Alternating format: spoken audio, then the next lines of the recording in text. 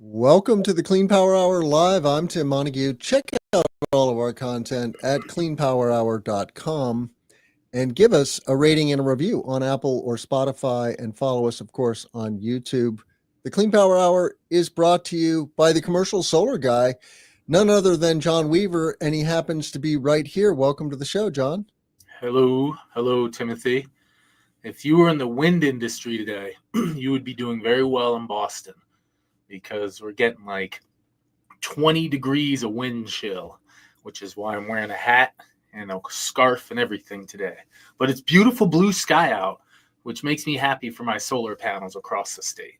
Yeah, it is March. March is windy. It's windy here on the Great Prairie as well in Illinois. And, I live on the edge of Tornado Alley. So come March, April, we think tornadoes here in the Midwest.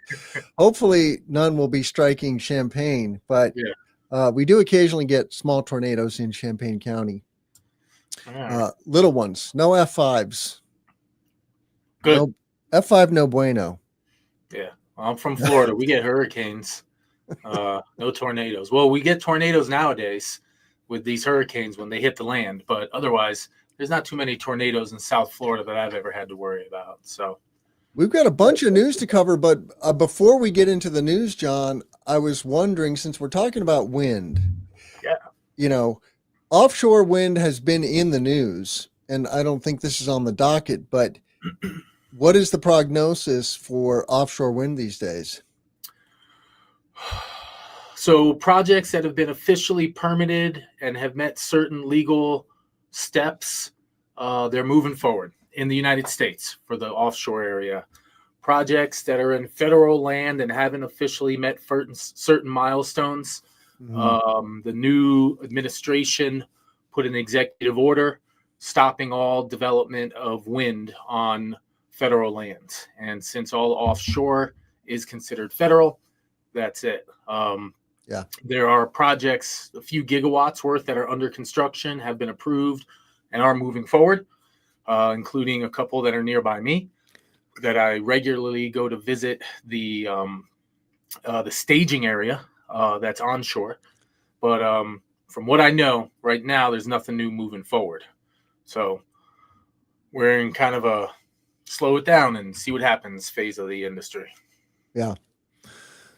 I guess they need an expression for the solar coaster in the wind industry too. And the expression I've been using for the solar industry of late is turbulence. We're going to have a lot of turbulence. We have a lot of turbulence. We now have tariffs coming down the pike on Canadian equipment, on stuff made in Mexico. I thought Canada and Mexico were like our best friends, but apparently we feel necessary to have a trade war with them. We already have a trade war with China. We're stepping that up. And apparently it's impacting the commercial solar guy's business directly. I saw you tweet that the price of energy went up as soon as Trump announced the tariffs on Canada, which kind of makes sense, right? It's weird. I don't fully understand how the wholesale market works, but the day that the tariffs were going on, the first announcement, the wholesale price of electricity at like 11:50 p.m. in the Northeast region in New England ISO was at like, I don't know, 3-4 cents per kilowatt hour. The standard number, $30-$40 per megawatt hour. Then at 12:10 a.m., which is 20 minutes later, it was over 100. And usually electricity is cheap at night. So why did it jump so much? Technically, I don't know if it was the tariffs, but it happened the same day the tariffs were announced. It happened the same time that Canada said they would add a 25% tariff, that Trump said he would do a 10% tariff. So I don't know. I know that it has been announced. I know that there are tariffs going back and forth. This morning I hear they might be suspended for 4 weeks. I don't know. But what I do know is that I received an email from a vendor that we bought a neutral ground reactor for, a $19,000 piece of hardware, and I'm told it's getting a $3,400 adder. And you can, how do I deal with that? I tell the project owner, hey, Yeah. $3,400. Right. You know, what's What up? is a ground reactor anyway? A neutral ground reactor, so it connects to a transformer, and it helps to make sure. Well, I mean, me as a guy who doesn't know much, if lightning hits this thing or some sort of short occurs and electricity's running in the wrong place, Yeah. this takes the electricity and puts it into the dirt to mitigate risk. Is the fundamental piece of it. Some of the details, I don't know. The drawings look cool as heck. I like looking at all this neat big grid stuff, but it's an important piece of hardware, I guess, and utilities require it a lot more so that we can isolate our gear from the grid and not cause issues. But it's $3,400, and it's a big project. It's not this is like a 800 kilowatt project, but tariffs are hitting right now. I'm seeing it in other places.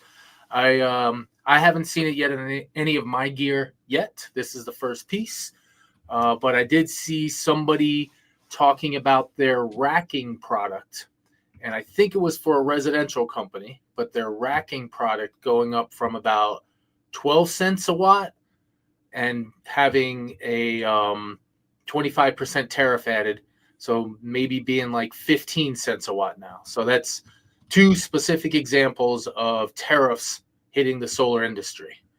You also have the other side of it. If tariffs hit and the price goes up for electricity, then the ROI of solar gets a little help. Hardware is a small piece, not a small piece. It's not the big piece of an install. Labor and other costs are. So maybe higher electricity prices can balance out ROI, but that still means people are paying more for stuff that they shouldn't be, just because we have tariffs, and that's kind of crappy. So it's happening. Tariffs are hitting. They are affecting the industry. And I'm of the opinion that American consumers will pay. Trump tries to paint a different picture, but really it's going to fall on us. And I think life is already expensive enough. But let's talk about balcony solar. You found a story. You wrote a story. My goodness, Yeah. John, you're a writer? Occasionally. You wrote a story about balcony solar. I'm going to put this on screen. And what's the story? So it seems like the great state of Utah has a representative that likes small solar for regular people. And I don't think it's been signed by the governor yet, but the House and the Senate of the state of Utah legislation has unanimously, I've never seen that before, voted for 1.2 kWAC systems being allowed to plug directly into a 120 volt plug. So your standard house wall plug. Sure. With no need for interconnection. Well, they do this in Europe. Germany. Yep. And if the plug can put juice out, it can take juice in. It's not rocket science. Yeah, something could happen, but what's the worst that'll happen? The breaker will go, right? Hopefully. You could also burn the wires within there potentially if they're not sized right. So there's a nuance that somebody smart taught me. Okay. Let's say you have a plug that's rated at 20 amps and a circuit rated at 20 amps. And let's say you have 20 amps of draw coming on that circuit. Okay. Now let's say we put another plug somewhere else and we're now pushing in 20 amps. Mm-hmm. Will it cancel out? Will it cause on the actual cable? Will it cause more than 20 amps? The electrons aren't going both directions, right? True. The circuit will use the solar electrons first, right? Because they're right there. They'll use the solar current. Yes, it'll flow to the hardware instead of coming through the circuit. So, yeah, I think so. I think it should be okay. I mean, don't they do this in Europe? It's kind of a thing in Europe, right? Absolutely. Yeah, there's Germany, the headline with Germany, and it's in other countries, Netherlands, I think, but the headline number always comes from Germany, and they have hundreds of megawatts, anywhere from 200 to maybe a gigawatt of balcony solar. That was installed in like 2 years worth of time, a very short amount of time. Yeah. I had Andrew Birch on the show recently. That episode I think dropped on Tuesday of this week, and you should check it out if you haven't seen this or listened to it. It's on YouTube. It's on cleanpowerhour.com. But Birch is the founder of Open Solar, a well-known platform for installers. It's free for installers, which is cool, right? The manufacturers and service providers who want to advertise their goods on the platform make the platform free for the end users. But so this guy Birch is he's a thought leader. He started in solar in the Australian market. He's from the UK, and he's living in the UK again, but he's very familiar with the Australian market and the European market, and of course the US market, because he works a lot in the US market. And the thing that was shocking, and this isn't news to Commercial Solar Guy, but it might be news to some of our listeners, and that is that solar is 3 times more expensive in the US than it is in Australia. They're installing solar for $1 a watt in Australia. Well, that number's slightly off, and that includes an incentive and their exchange rate. So it's not exactly 3x. It's more like 2x. Oh, when he says $1 a watt, you think he's talking in Australian dollars? I think so. I don't know, but I think he's too smart to do that. He might be, but there's some other nuance there. There's an incentive that goes to the installer. But yes, Germany and Australia, much cheaper prices, without a doubt. Like massive difference. Yeah. And the big delta is the ease of permitting. It's, they have got universal permitting countrywide. Here in the US, we have, what do we have? 60,000 AHJs, some insane number of AHJs. And so even within a state, you've got multiple AHJs on multiple different NECs, National Electric Codes. Illinois is a great example of this. And like literally you could go 5 miles and be on a different NEC. So it just makes headaches and friction for installation. So, well, here's a little nuance with the Australian install process. So you show up on Monday, you shake their hand, they sign a contract. Tuesday you install. There's no permit process to start with it. Yeah. It's an assumptive process that you're competent, that you can, in fact, install something, and so they allow you to do it. And that's the default with Australia. You show up, you install, you're done. And with the US, you show up, sign a contract, go through a month of interconnection documents and then permitting, and then you install. So a little different. A lot of paperwork, thousands of dollars in paperwork front end before we can even touch a building. Yeah. And, the sad thing is we have the technology to completely green the grid. We could do it in 10 years. It's conceivable. We could have a 50% solar powered grid in 10 years. Will we do that? Not at the current pace, but should we talk about the next story? Look at this cool little piece of hardware. What do you think about this, Tim? Click on it. This LinkedIn thing. If you need help sharing that, let me know, because I know LinkedIn sometimes doesn't load. But I got it. It's a rooftop racking system that is 1 solar cell high. And if you just imagine each solar cell as a panel, I think you can put the same capacity on a roof as you can just a regular solar system. But I'm not certain yet. I'm still deciding what I believe in my head. So those little rows are just like 6 inches tall? That's 1 solar cell, man. 6 inches. Yeah. Yes, sir. Click through the pictures. You'll see it. One of the pictures shows an install. So this is the first time I've seen it with the racking solution all shown really nicely. The Where pounds is this? Oh, this is in Norway. This might be your home. Oh, wow. Yeah, this is built for the northern latitudes initially because vertical solar works best in those places. Sure. But it's pretty neat looking. I mean, could we have it so it's at an angle and just one cell? Do we need a whole big solar panel? I'm guessing the ratio of hardware is more expensive because you got those big rails with a smaller volume of modules there, but I'm not certain yet. It's, it's not So terrible. these modules are a fraction of a kW, right? Or I mean, they're like some tens of watts then, or probably because each cell is somewhere watts? in the 5 to 7 watts, maybe 10 watts per cell. Yeah. So we're talking 1, 2, 3, 4, 5, 6, 7, under 100 watts per module. Okay, there you go. Now you know the size.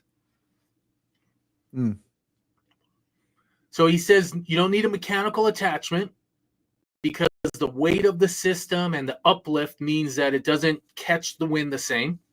There's no big 6 foot by 3 foot by 3 foot module. No ballast? No ballast necessary. Wow. No wind uplift due to the vertical position of the modules. Interesting. Yeah. No penetrations needed. And in this case, they do it for green roofs because their goal is to let the moss go on the roof and do some of that deoxygenation thing or CO2 thing.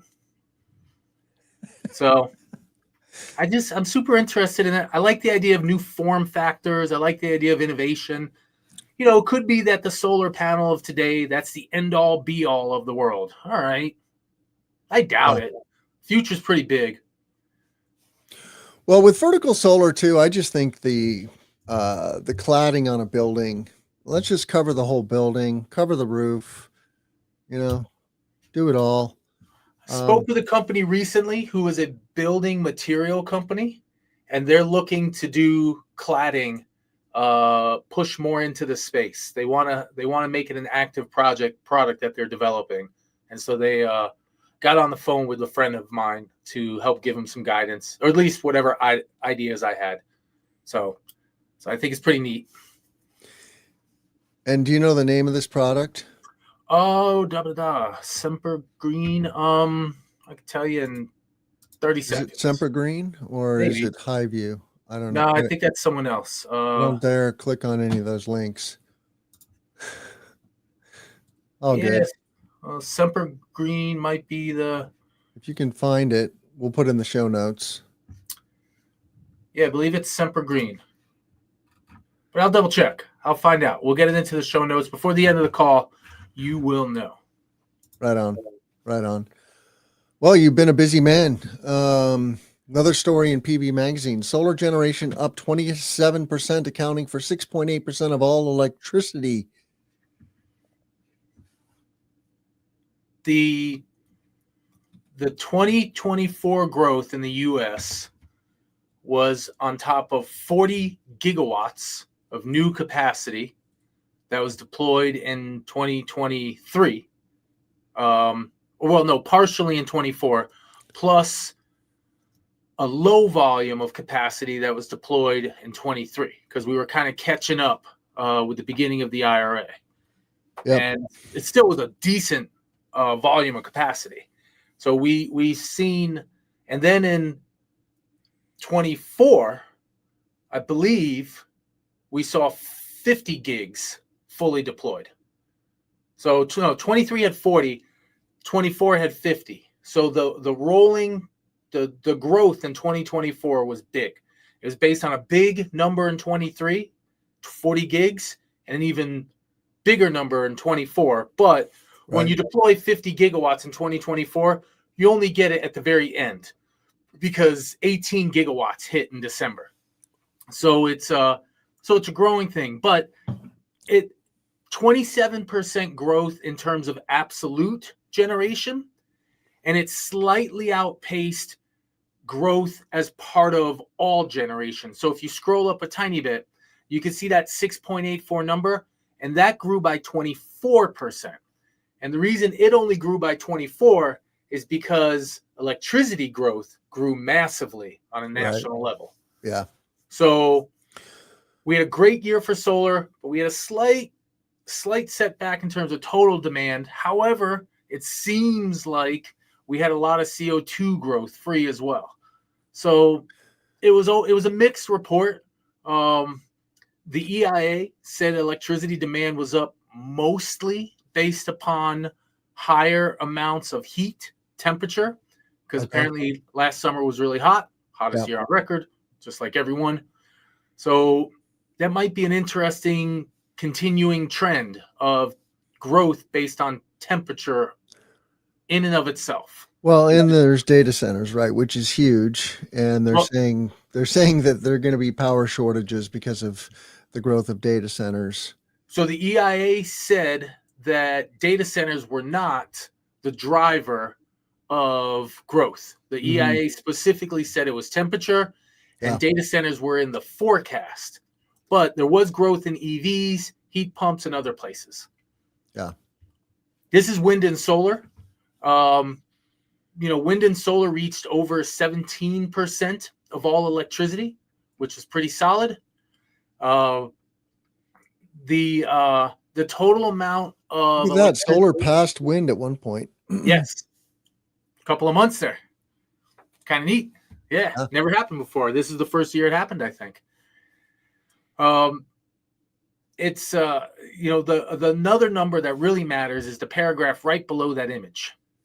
40.9% of all electricity was emission-free, CO2-free. There's about 45. It's more if you count things like biofuels and methane from landfills. But we decided not to account for those in our number just because we wanted to be a little more focused on pure electricity that was emission-free. So this chart is a little more constrained when it comes to emission-free versus the EIA. So, for instance, there are renewable sources we don't include in our CO2-free. But it's growing again. It grew by almost a little more than 1.5%, or almost 1.5%, which is pretty nice. The only issue is all of that growth came from wind and solar. Hydro was a little bit less. Nuclear ended up a little bit up. But we can't have stuff falling back. And then this chart I really like. It just shows you the difference between the top 10 states and bottom 10 states. It's a pretty big difference. I will say one thing, though. North Dakota, Kansas, Oklahoma, those 3 states have very high levels of wind penetration. So even though they're in the bottom 5, they're still in the top 5, maybe, when it comes to overall clean electricity. Particularly Kansas is. They're they may be one of the top in terms of generation. So it was a good year for clean energy generation in the United States, even with our turbulence. I think a lot of people pushed a lot of power on the end. So it's pretty cool. Yeah, fascinating stuff. I love to see how we're greening the grid, and I love to also pay attention to the growth of the grid at the same time, and the fact that if we completely clean the grid by 2050, which would be a good, I think, that's 25 years from now, right? 26 years, 25. If we clean the grid, then we're at 450 ppm in the atmosphere. And so, John Weaver, you need to invent a giant vacuum cleaner that will suck 1 trillion tons. Okay. It's only 1 trillion tons, brother. It's doable. I think it would make you rich. Yeah, that's true. Yeah, let me just do that real quick. I think if we're really going to extract CO2 from the atmosphere, it can't be going straight back into the dirt. I think it has to be used as material. Otherwise,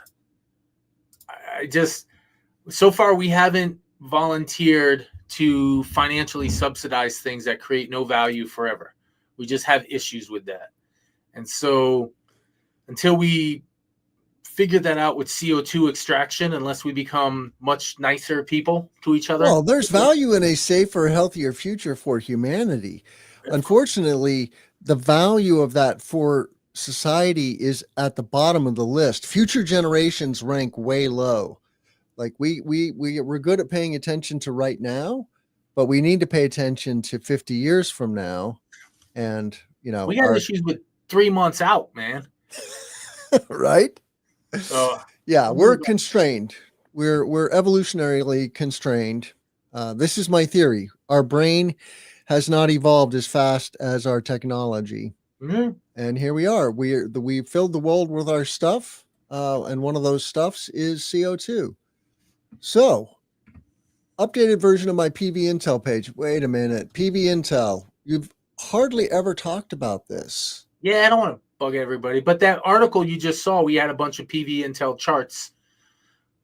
But this is us working on it slowly. It's like just a little side project, and I put a new version of it up. It's got a couple of bugs, but it's leading to that information that we report on from the EIA.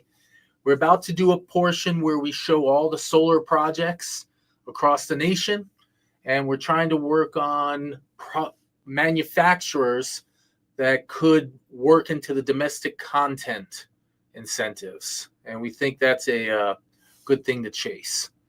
But we'll see about these. But this is just a site that we're working on to create data to make a little better use and help communicate what's happening with solar, with clean generation. So I'm trying to get this on screen, but give me a use case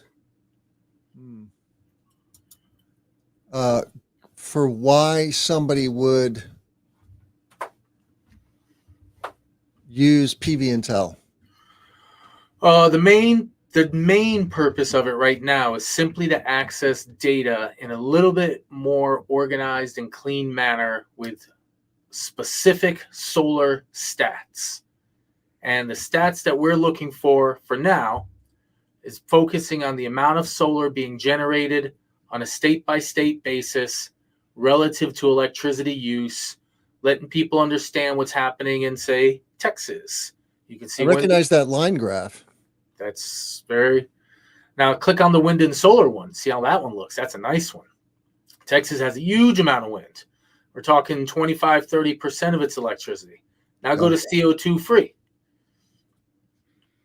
Now we see Texas somewhere in the closer to the 40. If you scroll down a little bit, we can see another chart and see on the rolling 12 months, do a mouse over for that 1224 number, all the way at the far end. So in December, 36% of Texas's electricity was CO2 free.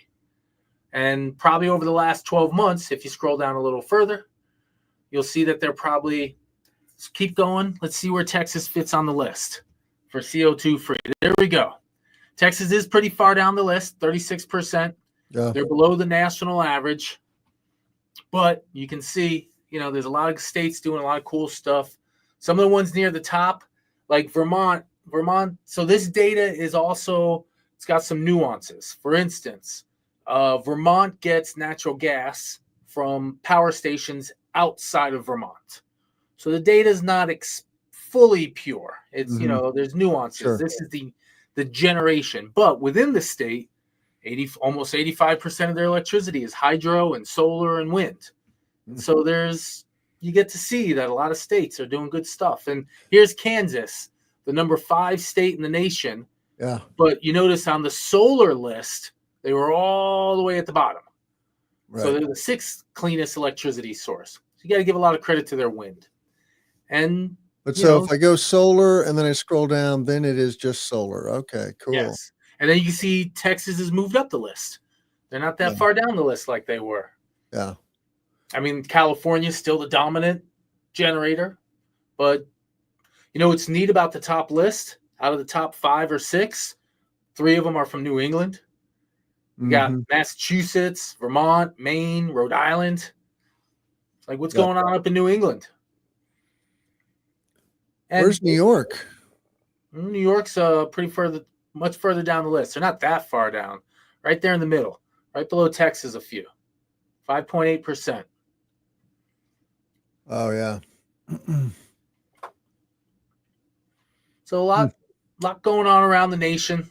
Every state has its own little story, and we're trying to get that data out. So now, Project Geyser, click on that. Yeah. What is that? So the goal of Project Geyser is to show all the power plants within each state that the EIA tracks. And this is the first version of it where you can see the plants. You can scroll down a tiny bit. You can see the list. And then if you wanted to look at any one of those, you can click on it and it'll give you, say, how much energy it produced. You can even zoom in a little further, I bet. You can actually see the power plant there. Keep going. You can see it just to the left. Yeah. And so this is just using EIA data. And then if you scroll down on this page, you can see how much energy it produced, what the numbers were. What's up with that spike? That means somebody probably reported something wrong at the EIA. Yeah. We're using their data. But this is that system's production on an annual basis. You know, you can see it's 1.5 megawatt, owned by the Bandera Electric Cooperative. And it's just kind of, we're trying to show off the solar that exists. And eventually we'll figure out a model to make money off of it other than showing it off on a website at PV Magazine. But that's the goal. Cool. Yep. So very cool. Just piece of software showing some data off. Good work. All right. Project of the week. And then we got to run, Tim, because it's already 1:30. You got things to do. I'm with you. Want to do this? Project of the week? Absolutely. This one I like. So this is us building a carport, and we're digging out the ground. And at this carport, we're right now doing some of our footings. I thought this was a nice picture of Benji on the left. He's our GC. Daniel, he's an engineer, an inspecting engineer. And this is just us constructing, pouring a piece out. We had to dig out what's called a spread footing. We have to make a wood frame. You can see the rebar inside of the wood. You can see the sonotube. That's the round thing in the middle that helps the concrete keep its form. And then sitting on top of it, you can kind of see a piece of wood that's going across the top. And that piece of wood going across the top of it, that's the bolts. So we're going to pour the concrete and fill out that form. And then once that form sets, we'll start pouring a bunch of dirt back in and rebuilding a parking lot. And it's going to go into a carport. Excellent. How big is the carport? This one's about 375 kW. So these last couple of images, so that's poured. Now this is a slough. Is it a slough test? I can't remember the word. Testing the concrete? Yeah. So we're testing concrete to see how strong it is, to see just what it's going to look like when it cures. They want to make sure we have the mix correct because we're putting up a lot of steel and we don't want to hurt people. And then in the next image, you can see where they've taken a couple of cylinders that they'll bring for testing and see how they set. These are the cylinders they've taken. They mark them, they time them. They make sure they grab one from each mix of concrete we're doing just to see that we're putting good material in the ground because we don't want to mess that up, of course. I had no idea it was so detailed. That's cool. Oh, yeah. Oh, there's layers and layers of details. Concrete. Well, you got to make sure it's not going to crack. Well, yeah. Fall apart. Especially when there's a bunch of cars underneath it and snow on top of it. You know, we pay a good 10 to 15 cents more per watt for solar carports in the Northeast because we have heavier structures that have to withstand snow loads. And snow loads are heavy. So all of our footings are bigger. All of our steel is bigger. Well, I don't know if the bolts are bigger. I'm not that detailed on the technical side, but definitely more steel. Definitely bigger footings, more concrete. We're paying for it. Well, I want to shout out to Chris Letman, Zach Witt, and Kusai Baijiwala. I had lunch with Kusai last week. Good to meet you, Kusai, in San Diego. And check out all of our content at cleanpowerhour.com. Please give us a rating and review on Apple or Spotify. Tell a friend about the show. And you can reach out to Commercial Solar Guy at commercialsolarguy.com. We have the streamer now going across the bottom there. But I want to thank John Weaver for being on the show and sponsoring the show. And with that, how else would you like people to find you, John? Commercialsolarguy.com. Got a contact us page. That's the best way. Yes. Located in the Northeast. We build solar. We help develop it. We consult on it. And sometimes we get to hang out with Tim at shows. But mostly we're just in the Northeast doing solar. Yeah, I guess I'll see you in Vegas next. If anybody's listening, check out CPS America. They are hosting an Innovation Day event April 2nd in Dallas, Texas. It's a lovely event. Lots of installers, engineers, technicians, and of course the whole CPS team geeking out on three-phase string inverters and battery storage. So join us in Dallas. And with that, I'll say, let's grow solar and storage. Take care, John. Yep.